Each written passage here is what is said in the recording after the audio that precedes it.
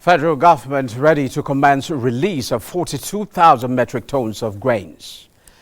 NNPC, CBN agree on seamless commercial operation. African Development Bank to provide $540 million for agricultural development in Nigeria. Oil prices headed for weekly gains as Israel rejects ceasefire offer. Japan's Nikkei hit fresh 34-year highs as most Asian markets are closed for Lunar New Year holiday. Another program today, we will be focusing on second part of issues around the NESG economic projection for 2024. The program is Business Express, reaching you from Abuja, Nigeria's capital. I'm Musa Abubakar, your guide.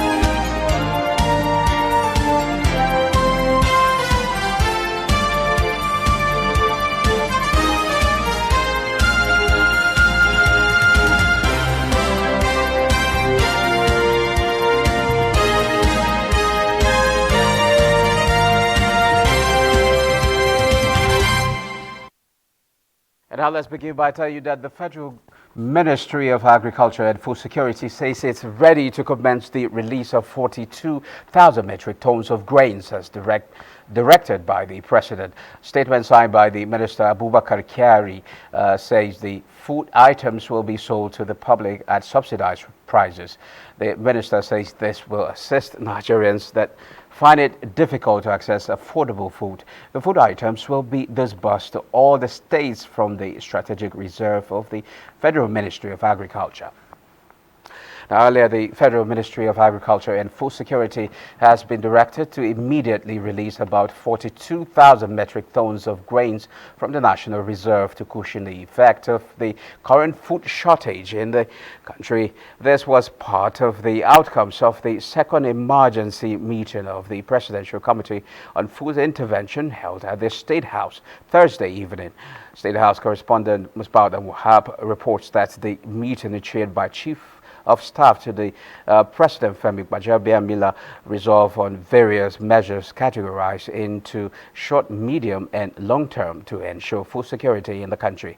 Minister of Information and National Orientation Mohammed Idris, who briefed the media after the meeting, disclosed that the government equally demanding release of product by Rice Millers Association from their storage.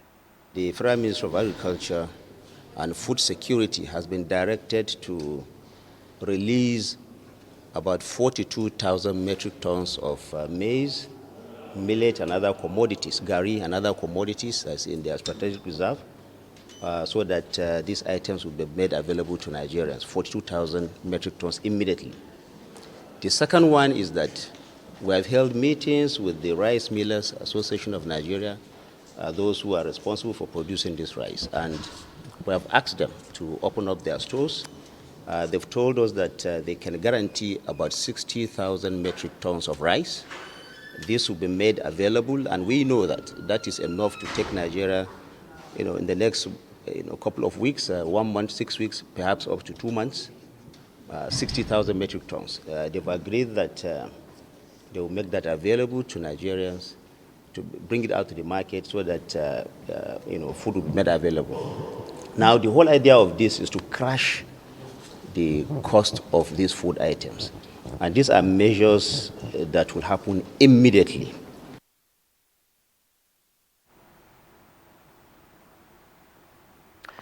Meanwhile, The African Development Bank says it will provide $540 million in support to Nigeria for agricultural development. AFDB spokesperson Banji Yinka, who said this in a press release, noted that the bank will allocate the funds to 7 states to initiate the development of special agro-industrial processing zones. He noted that the processing zones project aims to transform rural areas into economic hubs by harnessing their commercial agriculture and food processing potential. The primary objective of the AFDB is to support inclusive and sustainable agricultural industrial development in Nigeria, and the funding will assist the country in combating food insecurity. The federal government is re-engaging in $1 billion deal with the Green Imperative project that will boost agricultural transformation to ensure food security. State House correspondent Abdurrahman Jabrila reports that this is coming after a meeting with Brazilian government officials assuring to provide the largest agricultural technology. So we're essentially trying to revive the process, especially in the light of the food crisis that is affecting the nation. This is the largest food production project in the world. It's almost $1 billion. The local assembly of mechanization implements, distribution to almost all 774 local governments, where you have resource centers that will work on a commercial basis. It's not free to really impact on all aspects of agriculture within the short and medium term. Apart from the service centers in all the local governments, they are also going to have regional centers to be the foundation of supply to those local governments. So we believe that this will transform the agricultural space, and Brazil has mentioned to us that this is how they also transformed their own agricultural space, and I think we have similar setup in terms of government-wise and even the agricultural space. We want to cooperate, and we think that one of the most strategic areas where we can cooperate is in agriculture. We have long experience in developing agriculture. We want to share this with Nigeria. We think it's important. And this project, Green Imperative, is one major step in building this new moment of cooperation between both countries. We are planning to have assembling a plant and to bring the parts and to take advantage in other parts in the Nigerian market to assemble the components here. This is some special technology that we will bring to the Green Imperative project. So it's a project, it's a game changer for Nigerian agriculture, and I'm sure that we will get a concrete results in terms of agricultural products goes to the Nigerian market very soon. The group Chief Executive Officer of the Nigerian National Petroleum Company Limited, Milikeri, and the Governor of the Central Bank of Nigeria, Layemi Kaduso, have reviewed the decision of the NNPC Limited to domicile a significant portion of its revenues and other banking services to the CBN. Following their meeting in Abuja, NNPC Limited and CBN Governor noted that the value created by the decision for all parties, especially in providing the NNPC Limited with an improved platform for managing its cash holding obligor limits in commercial banks, said by the Board of Directors. We understand very clearly that this review of our decision to move significant portion of our revenues to the Central Bank of Nigeria is very timely. We made that decision to in line with the directives of our Board of Directors to maintain safe obligor limits with commercial banks. And for us to do this, we do need an additional support, particularly from the Central Bank, to achieve this. The CBN has provided enhanced digital platforms for all transactions and has established specific limits to manage NNPC Limited transactions. Both parties have also committed to further strengthening the collaboration to ensure seamless operations of the commercial NNPC Limited, and noted that NNPC Limited continues to have banking transactions with commercial banks as required. And now to our discussion segment. Benny Adams had earlier engaged the Chief Executive Officer, Nigeria Economic Summit Group, Tayo Oduloju, on the 2024 economic projections and issues that will shape the economy this year. Now take a listen. It is that time on Business Express where we take a look at the economy, particularly the projections, talking about the real GDP for the year.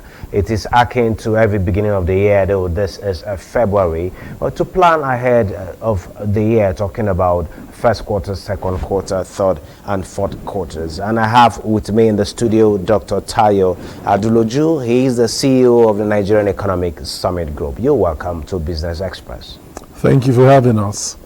Well, we've had a projection talking about the real GDP growth from 3.2% up to 3.7%, coming from the IMF, coming from the World Bank. The federal government has got a target of as much as 3.7% for the NASG, who are key partners in this Nigerian project. You're projecting 3.5% growth rate. Can we know what parameters you used to arriving at this projected growth following what has been experienced on ground? Yes, there's been reforms to ensure that the economy comes back to sustainable pathways of growth, talking about the unification, but yet inflation is on the rise. Can we get to know some of the parameters considered to arrive at this projection at this time?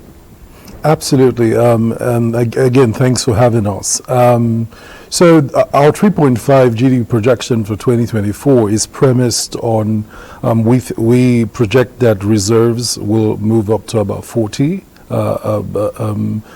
billion this year. We project that inflation will settle around 21.5%. And we think that this is going to happen within an environment that is more calibrated for dynamic reforms in 2024 now that the new administration has settled down. And so we think that that will possibly stabilize exchange rates at about 900 to the dollar. And this is premised on a philosophy that we've shared in terms of a framework for economic transformation in our Outlook report. We think that the extreme macroeconomic instability we saw in the last year and its accelerators, especially the inflationary accelerators, will slow down. An upside on GDP, for example, is as the oil refining sector kicks in and becomes productive. We'll see the positive effects on the manufacturing sector and on price of transportation, for example. And we think that on inflation, clear forward signals from the central bank now in terms of both its target for inflation and the measures it's going to take to tackle them sets us on a pathway to the interventions that, of course, drive inflation downwards.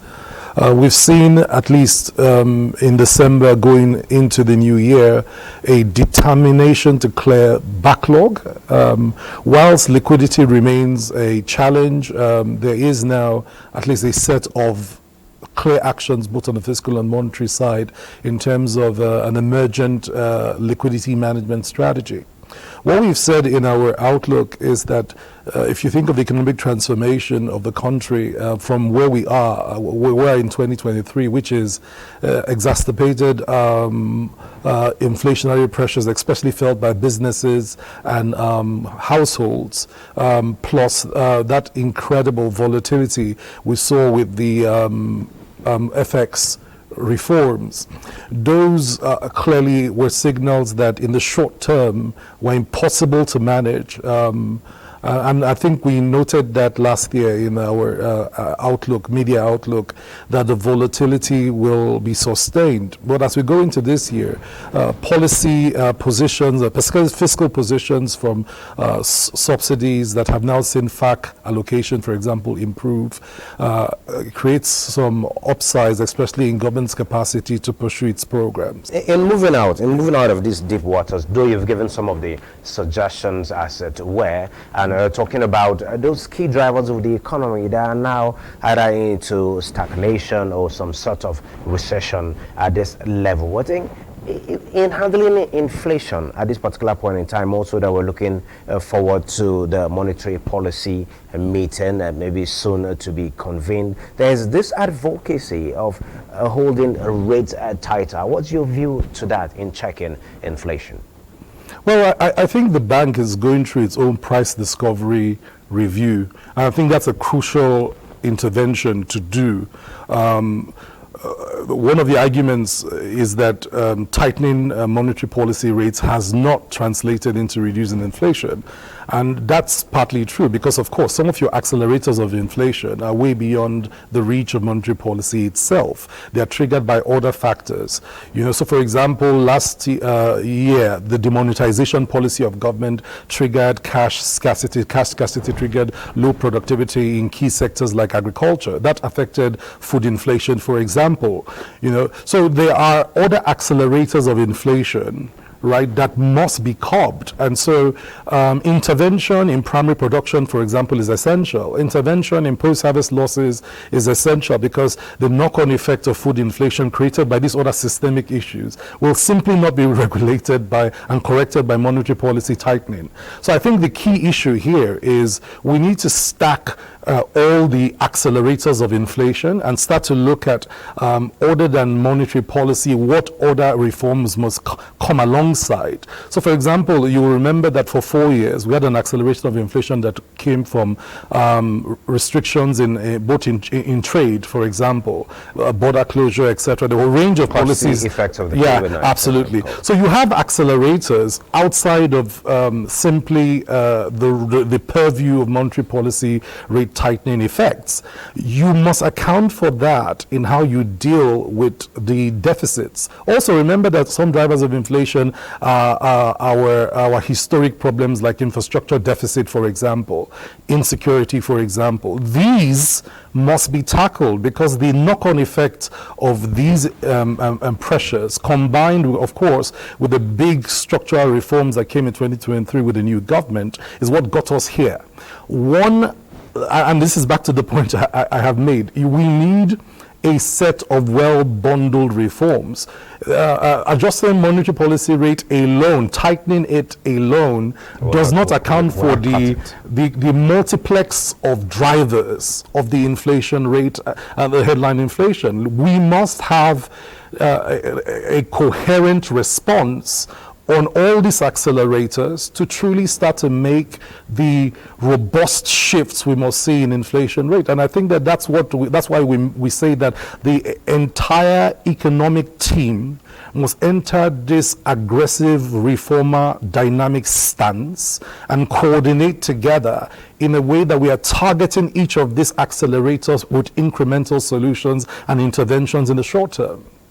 Okay, Doctor, before I let you go, I want to get your thoughts on the budget. Yes, the budget it's in course already, talking about implementation. And a lot of people have said the real sector is not really considered the way it should. Some say, okay, security taking the larger chunk of the resources it's needed for conducive business environment, ease of doing business, and all of that. But in the real sense, power is key. How soon do you see us getting the power sector right to boost production? Look, power is not just key, power is everything. I mean, those of us that are religious know that the first thing God said in Genesis, let there be light. So you must have light first before you start to do anything else. And the secret to dealing with power is to ask ourselves whether we have created an electricity market that works.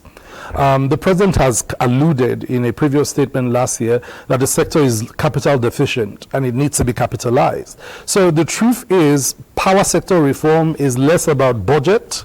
It's actually more about policy reforms and the stance we take about where the electricity market can go. The fact is that a capital deficient sector, especially electricity, has held us back for too long. And we must have decisive conversations as to how to capitalize the electricity supply market. This requires some tough choices, because if the current investors can't make the new investments, then we need to open the sector to new investors. Now, the key question with investors in the electricity supply market is they want to invest in a sector that is market reflective. And so this then goes into the question as to whether there will be an electricity subsidy or not, right? But those conversations must be answered within a coherent reform of the electricity sector that focuses on meeting the power needs of Nigeria, because of course, like I pointed out, that is one of your key accelerators of inflation right there. And so I think that there are some signals from the government that an electricity, reviewed power reform roadmap will be available in Q1. We look forward to it, but that's a big part of solving the problem. If you do not solve for electricity, then the bundle of reforms required to drive productive sectors back into the positive region are not there.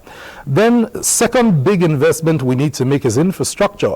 The fact is, the historic spending on infrastructure in Nigeria does not match the size of our infrastructure needs. At the average spending rate of the last decade, it took us 100 years to build modern infrastructure in Nigeria. So the fact is that we must bring international investments into infrastructure.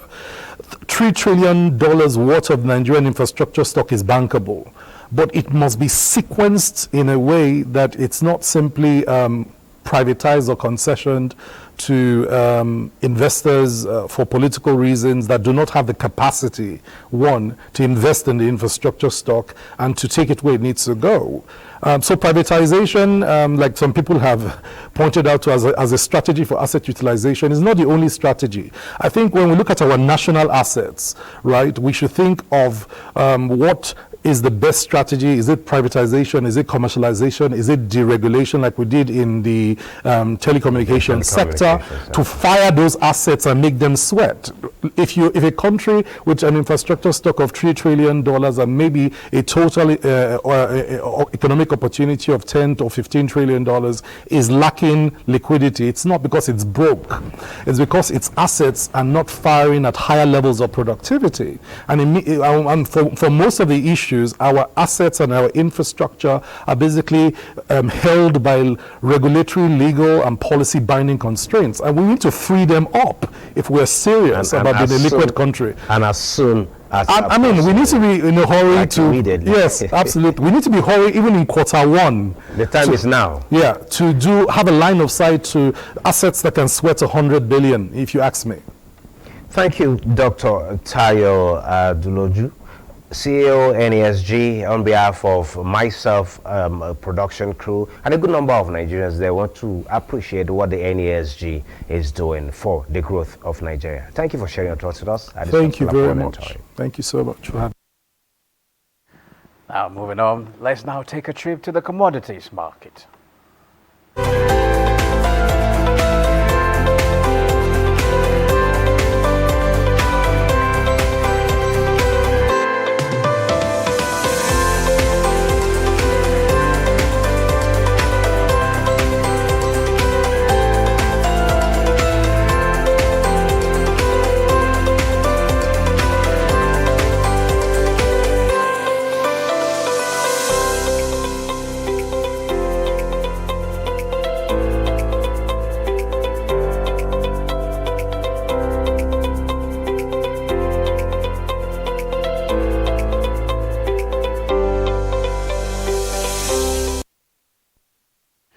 Now to global stock market, where Japan's Nikkei hits fresh 34-year highs. Most Asian markets are closed for Lunar New Year holiday. Let's see what the market looks like today.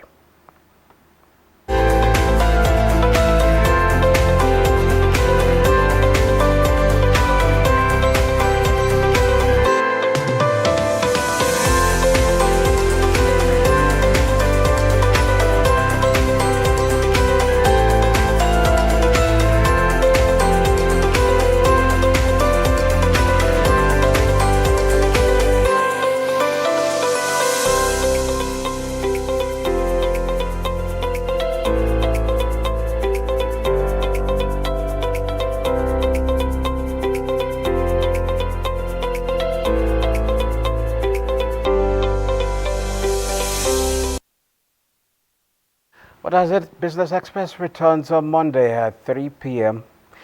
Enjoy your weekend.